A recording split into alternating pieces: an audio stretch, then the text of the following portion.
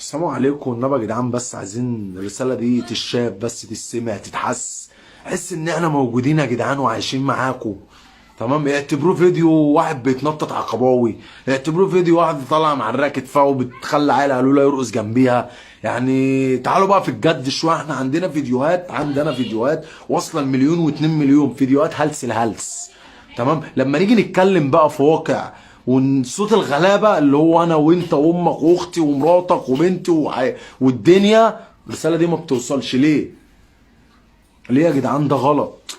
تمام، عشان بس ما نطولش في الكلام ونلت ونعجن كتير. تمام، احنا يا جدعان مش هنتكلم على الاكل والشرب والفراخ والبانيه والرز والزيت اللي هم سعرهم دلوقتي بقى زي في الطالع، زي سعر الذهب دلوقتي. النهارده البانيه والفراخ واللحمه بقى سعرهم زي جرام الذهب في مصر، اللي هو ربنا قال لك ادخلوها امنين.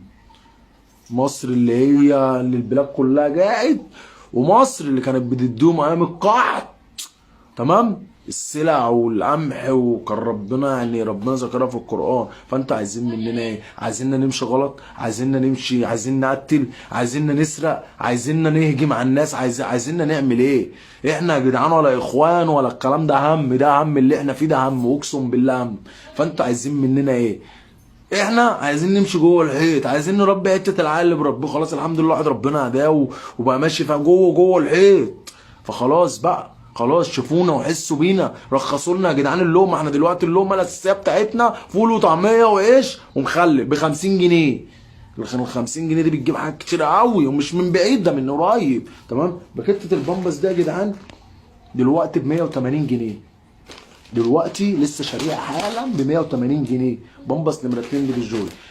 من قيمه شهر منزل فيديو نفس الكرسي ده ونفس الستاره ونفس المكان اللي انا قاعد فيه.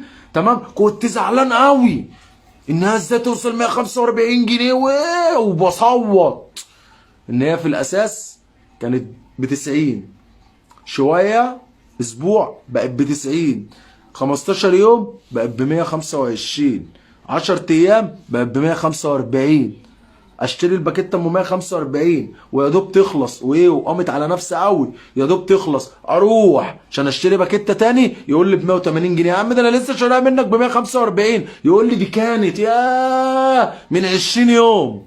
فيها يا جدعان انتوا بتلعبوا بينا حتى البامبس بتاع العيل ولا علبه اللبن بتاعت العيل. طب احنا نستحمل الثلاث طقات بينا ناكلهم طقه دلوقتي؟ هو فيها يا جدعان؟ في حسب الله ونعم الوكيل، مش كده؟ حسوا بالغلابه. هي الناس اللي فوق قاعده بتاكل ريش نعام ولحمه بارده واحنا بنكح تراب؟ مش هينفع كده يا جدعان، حسوا بينا، حسب الله ونعم الوكيل.